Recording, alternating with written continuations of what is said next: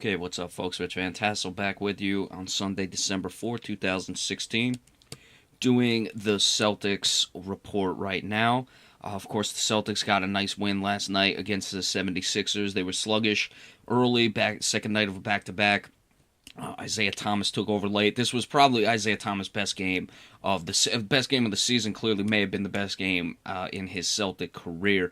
Then again, he did have that playoff game where he dropped 40 last year, so that's certainly up there as well. But last night, 37 points, his best shooting night of the season thus far. He had been struggling with his shot. That's one of the things that I had noticed. He was right around, as we said last week. Well, when did we do that? Tuesday, he was dropping off in November. He was shooting right around like 43%. Last night, 11 of 19, 13 of 15 from the line. They need him to shoot well. They don't always need him to drop 37 points. That's not the biggest thing. But he's going to have to shoot well and better than 43%.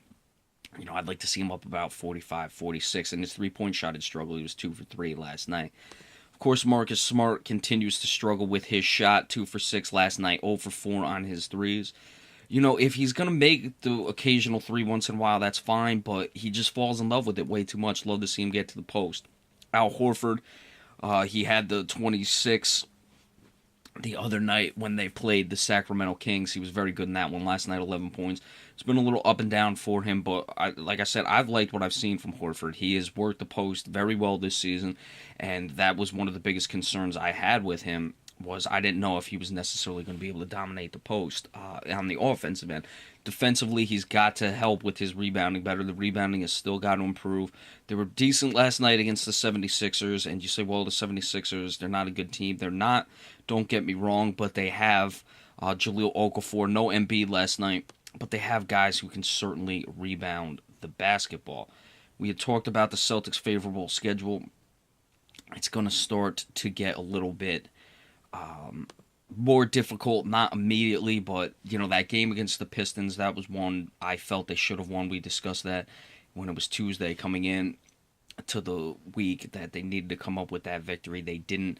It was really disappointing. The Pistons were on a second night of a back-to-back, and they just shot the lights out in that game. I don't think the Celtics defense was terrible. Detroit was just hot, but at times, there were things they could have done better. So you look, all in all, they've won.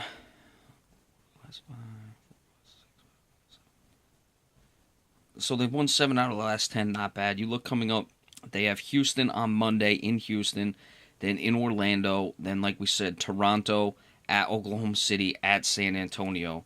So you've got 4 of your next 5 on the road, traveling to the west twice. You travel to the west, come back east to Orlando, then go up to Toronto, then travel back out west. It's going to be difficult.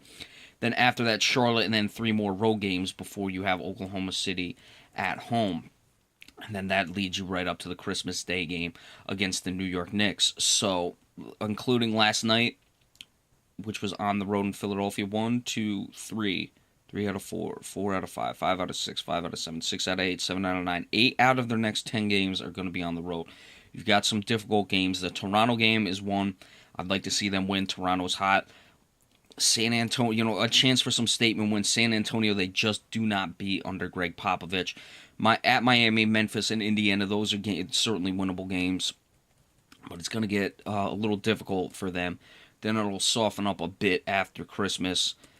So we'll see how they survive these next 10 or so games they have coming up. It's going to be interesting to see what they can do. Certainly Isaiah Thomas coming along will be helpful.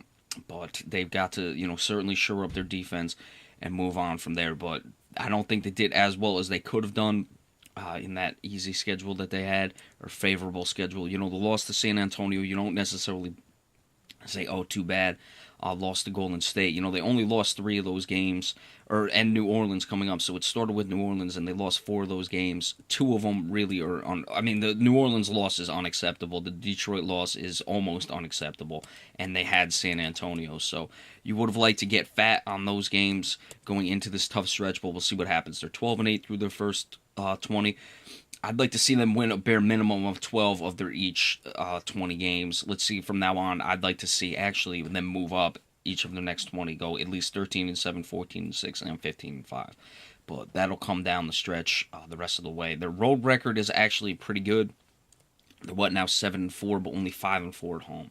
So, got some things to work on. The tough schedule will certainly shed some light on what the Celtics team has to offer the rest of the way, and we'll see what they can do moving forward. But Isaiah Thomas, like we said, had a nice night last night. I hope that he's gonna. It's not that he was shooting awful, but especially with his 3-shot break out of that slump and then move forward from there. So we'll see what happens. All right. So we will see you all later on with the recap of the games that are going on today in the NFL season. Be sure to stay tuned for that. Remember, we appreciate all subscriptions. Spread the word. Get it out. Thank you all so much for those of you who do that. I really appreciate it. So enjoy the rest of your Sunday and the rest of your weekend, and we will see you next time. Thank you so much. Have a good one.